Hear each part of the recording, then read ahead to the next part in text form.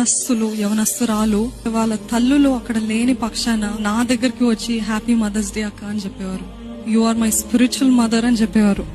ఇంత యవన కాలంలో ఇంత మందికి ఆధ్యాత్మికమైన తల్లిగా నన్ను చేసావయ్యా, ఎంత గొప్ప భాగ్యమయ్యా అని నేను చాలా దేవునికి కృతజ్ఞతాస్థుతులు చెల్లించేదాన్ని.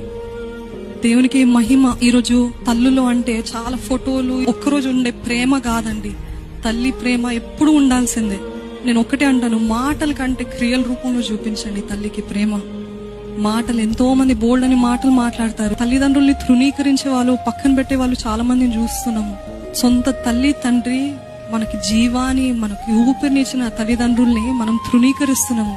ఒకవేళ మనల్ని అలాగనే వాళ్ళు చిన్నగా ఉన్నప్పుడు మనకి జ్వరము లేకపోతే మనకి బాలేని పరిస్థితులు వాళ్ళు మనల్ని వదిలివేసి ఉంటే ఏమై ఉండేది మన పరిస్థితి? ఈరోజు ప్రేమ కేవలం మాటలతో చూపించకండి, ప్రేమ క్రియల ద్వారా చూపించండి. అదే నిజమైన ప్రేమ.